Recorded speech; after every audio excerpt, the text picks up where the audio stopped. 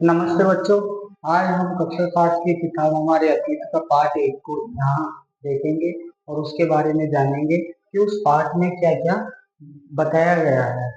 अब हम पिछले कक्षा से थोड़ा सा पृष्ठभूमि को जानकर आगे बढ़ेंगे कि हमने कक्षा 6 में हमारे भारतीय सभ्यताओं और हमारे जैसे धीरे धीरे मनुष्य का विकास होता गया, तो उन सबको पढ़ने के बाद आज हम इसमें पढ़ेंगे कि हमारे देश में जैसे जैसे बाहरी आक्रमण आते जा रहे थे, तो देश का जो विकास हो रहा था, जो बदलाव हो रहे थे, जो परिवर्तन होते जा रहे थे, उनको हम इस पाठ में जानेंगे और इसमें पढ़ेंगे कि हजारों वर्ष के दौरान हुए परिवर्तन कैसे हजारों वर्षों में हमारे समाज और हमारे देश में कैसे मानव समाज में परिवर्तन होते जा रहे थे।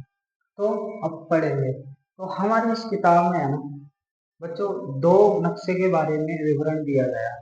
पहला नक्शा है एक अल इंद्रसी नाम के एक अरब भूगोलवेता का, और दूसरा नक्शा है एक मानचित्रकार, फ्रांसीसी मानचित्रकार था जिसके नक्शे। दोनों के नक्शे में एक चीज समझाई गई है, उन दोनों के नक्शों में भारत के बहुत बड़े हिस्से के बारे में बताया गया है, इसलिए उन दोनों का नक्शों का विवरण आया है।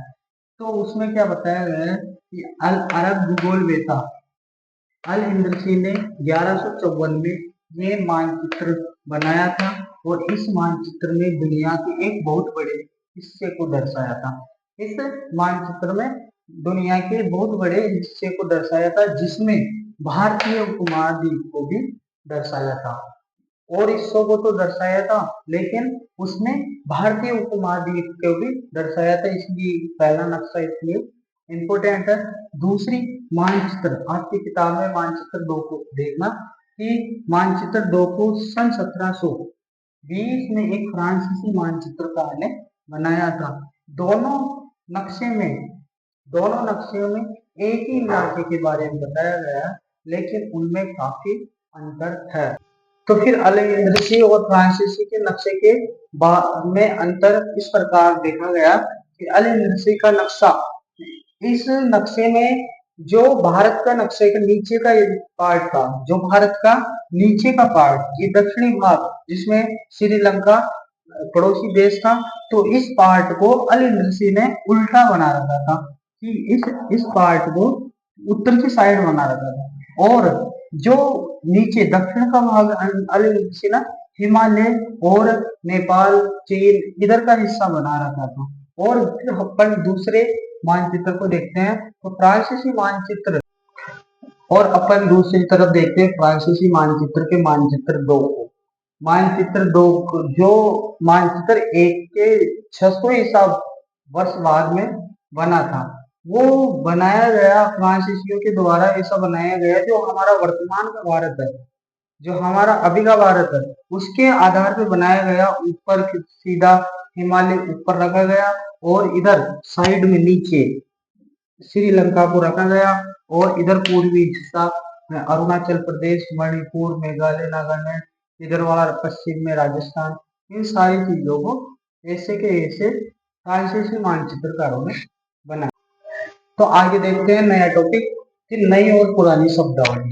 तो जैसा कि आप सभी को पता है कि समय के साथ हर चीज, हर वस्तु और हर वातावरण का भी बदलाव होता रहता है, तो उसी प्रकार भाषा का भी क्या होता रहता है, बदलाव। तो समय के साथ साथ सूचनाएं के संदर्भ भी बदलते हैं, तो भाषाएं भी समय के साथ बहुत ही बदल जाती है। जैसे उदाहरण के लिए मध्य युग की फारसी, जो मध्य युग में फारसी बोली जाती है, वो आधुनिक युग की फारसी भाषा से बहुत ही अलग है, भिन्न है, बहुत ही अलग है। और ये बदलाव सिर्फ व्याकरण और शब्द भंडार में नहीं होता, ये बदलाव सिर्फ व्याकरण और शब्द भंडार में ही नहीं, ये आई समय के साथ साथ साथ शब्दों के अर्थ में भी इसका बदलाव आता रहता है। तो यही नई और पुरानी शब्दावली है, और इसी के साथ आगे देखते हैं कि आगे की शब्दावली में कुछ उदाहरण के साथ दिया गया है। दूसरा उदाहरण ये है कि हमारे हिंदुस्तान शब्द का जो आज हम संपूर्ण भारत के लिए प्रयोग करते हैं, उस हिंदुस्तान शब्द का जो हमारे इतिहासकार रहे मिनाजे सिराज ने, उस हिंदुस्तान का सिर्फ कुछ स्थानों के लिए ही प्रयोग किया था। जैसा कि हमने इस तौर पर देखो पढ़ते हैं कि हिंदुस्तान शब्द का आज संपूर्ण भारत के लिए लेते हैं, लेकिन जब 13वीं सदी के इतिहासकार मिनाजे सिराज ने हिंदुस्तान शब्द का प्रयोग किया था तो उससे आशय का यानी मतलब था उस एक पर्टिकुलर एरिया के लिए, एक निश्चित स्थान के लिए उनका मतलब था। जैसे उस स्थान में आ रहा था पंजाब, हरियाणा और गंगा यमुना के बीच में स्थित स्थानों के लिए ही सिर्फ हिंदुस्तान शब्द का प्रयोग किया था।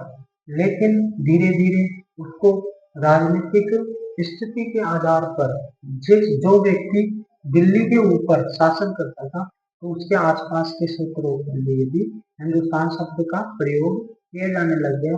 और आने वाले समय के साथ जो बदलाव हुए तो हमारे हिंदुस्तान शब्द का प्रयोग पूरे भारत, संपूर्ण भारत के लिए किया जाने लगा। और हिंदुस्तान शब्द की शब्दावली में और कुछ चेंजेस आया और यहाँ पर 16वीं शताब्दी में बाबर ने भी इस हिंदुस्तान शब्द के भारतीय उपमहाद्वीप के लिए भी प्रयोग किया था। जैसा कि यहाँ पे लिखा है कि 16वीं सदी की शुरुआत में बाबर ने हिंदुस्तान शब्द का प्रयोग भारतीय उपमहाद्वीप के भूगोल, पशु पक्षी और यहाँ के निवास संस्कृति यानी भौगोलिक, यहाँ की भौगोलिक स्थिति और पशु पक्षियों के आधार पर और यहाँ के निवासियों की संस्कृति के आधार पर उन्होंने हिंदुस्तान शब्द का वर्णन किया। और अमीर खुसरो ने भी यहीं की जनता या यहाँ के लोगों के लिए हिंदू शब्द का प्रयोग करके यहाँ पर इस शब्द को माना। अन्य उदाहरणों से शब्दावली और शब्दों में अंतर आते हुए समाज के साथ शब्दों में फेर फेर बदल होती जा रही थी, उनको उन उदाहरणों के माध्यम से समझाया। एक और शब्द के माध्यम से मैं आपको समझाना चाह रहा हूँ कि कैसे भाषा में और उनके अर्थों में बदलाव आता जाता है। जैसे कि एक शब्द लेते हैं तो ये शब्द जो प्राचीन काल में इस शब्द के बारे में कि जो भारत का नहीं होता था उसको विदेशी कहा जाता था, लेकिन धीरे धीरे समय का ऐसा प्रभाव पड़ा मध्य युग में आते आते इस शब्द को इस अर्थ में लेना लग गए कि जो व्यक्ति उस गांव, किसी गांव का न होकर उस समाज और संस्कृति का हिस्सा नहीं होता तो उसको क्या कहते थे, विदेशी। क्या कहते थे उसको, विदेशी। तो उस विदेशी शब्द को फारसी में अजनबी और हिंदी में परदेशी नाम से भी जाना जाता। तो हमने इतिहास के बदलते हुए शब्दों के बारे में पढ़ा। अब आगे हमारा टॉपिक है इतिहासकार और उनके स्रोत। कि एक इतिहासकार इतिहास की घटना को कैसे स्पष्ट करता है, कैसे प्रमाण करता है कि ये इतिहास की घटना सच्ची है या गलत है, सही है या गलत है, उसके बारे में उनके कुछ प्रमाण स्पष्ट करता है, प्रमाण देता है कि ये इस प्रमाण के आधार पर इतिहास को, भाई ये इतिहास की घटना सही है या गलत। जैसा कि इसमें लिखा है कि इतिहासकार इतिहास में काल का अध्ययन के लिए अनेक प्रकार के स्रोतों को सहारा लेता है, जिसके द्वारा प्रमाण को खोजता है कि ये इतिहास की घटना सही है या गलत। उस प्रमाणों में कुछ चीजें आती है जैसे सिक्के। तो सिक्कों में आते हैं कि समुद्रगुप्त का एक सिक्का मिला था जिसमें समुद्रगुप्त की एक वीणा बजाते हुए चित्र के बारे में मिलता है। तो वो समुद्र काल से जोड़ के उसका इतिहास के बारे में पता लगाया जाता है। मोहरे, तो सिंधु घाटी सभ्यता में बहुत सी मोहरे मिली थी, मिट्टी की मोहरे मिली थी, लोहे की मोहरे मिली थी। तो उन सारी मोहरों के आधार पर सिंधु घाटी सभ्यता के काल के बारे में हमने जाना और उनके बारे में पता लगाते इतिहास का। फिर शिलालेख वो होते हैं कि कोई भी राजा या कोई भी प्रजा उसके जिस राजा या बादशाह के काल में जो भी अच्छे काम किए गए थे उस शिलालेख के ऊपर उत्कीर्ण किया जाता था, जिससे पता चलता था कि ये कार्य उस राजा या बादशाह के काल में किया गया।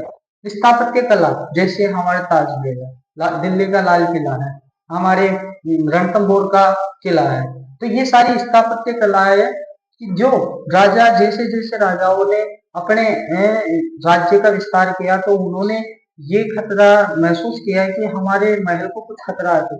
उन्होंने महल एक किले के ऊपर बनाना शुरू किया। तो उस उसको देखते हुए हम इससे भी इतिहास का पता लगा सकते हैं। और एक लिखित सामग्री के अंदर पांडुलिपि आ जाती है। जैसे पांडुलिपियों में हजारों वर्ष पहले पूर्व वेद, पुराण, महाग्रंथों के बारे में लिखा गया है। तो इन सारी चीजों के आधार पे ही इतिहासकार इतिहास को पहचानता है, उसके बारे में जांचता है और उसकी सत्यता को स्पष्ट करता है। तो इतिहासकार लिखित सामग्री चीजों के बारे में हमने जाना था। अब लिखित सामग्री की क्या समय के साथ लिखित सामग्री बढ़ती गई। क्यों? क्योंकि एक समय ऐसा था कि लिखित सामग्री के लिए कागज नहीं था, लेकिन धीरे धीरे कागज का भी क्या होता गया निर्माण। हम दो घटनाओं के बारे में पढ़ेंगे। एक आपकी किताब में दो घटनाएं दी गई है कि एक ऐसा व्यक्ति था जो अपने पांडुलिपि को लिखने के लिए जो अपनी बिना काम की पांडुलिपि थी उसको धोकर उसके ऊपर कुछ लिखा। और एक घटना ये थी कि आप आजकल या आपने कभी कोई दुकान पर गए हो तो वहां पर कोई भी दुकानदार कोई भी सामान को कागज की पुड़िया में लपेट कर दे देता है। तो इससे यही पता चलता है कि एक समय पर कागज की बहुत ही मांग थी और एक समय पर कागज की बहुत ज्यादा अधिकता थी। तो इसी को आगे बढ़ते हुए देखते हैं कि लिखित सामग्री धीरे धीरे बढ़ गई क्योंकि कागज की कीमत भी कम हो गई। क्या? कागज की कीमत कम होती गई और लिखित सामग्री के लिए धनी व्यक्ति, शासक, जन, मठ और मंदिरों में ही पांडुलिपियों को पुस्तकालय और अभिलेखागार में रखा जाता था। क्योंकि कोई भी धनी व्यक्ति या शासक या जनमत कुछ भी लिखते थे तो मंदिरों में एक पांडुलिपि को पुस्तकालय होता था या अभिलेखागार होता था, उन्हीं में लिखा रखा जाता था। पांडुलिपियों की जो दोबारा उनको कॉपी करता था, उनके दोबारा अपनी भाषा शैली में लिखता था तो उनको क्या कहते थे? लिपिक या नकल नवीस। लिपिक या नकल नवीस कहते थे। तो पांडुलिपियों को लिपिक या नकल नवीस अपने हाथों से ही पांडुलिपियों की प्रतिलिपि यानी कॉपी बनाते थे। तो बच्चों जो लिपिक होते थे, जो नकल नवीस होते थे, वो उन प्रतिवृत्तियों को जो मूल प्रतिवृत्ति थी उससे अलग लिखते थे।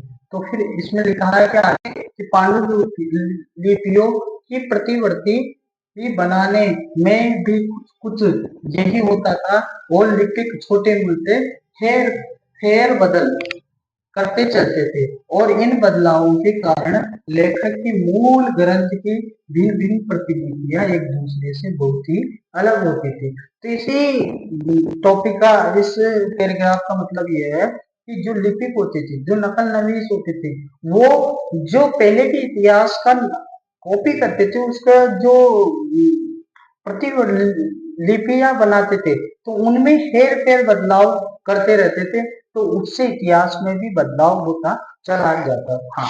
और लेखक स्वयं समय समय पर अपनी मूल प्रति में संशोधन करते थे।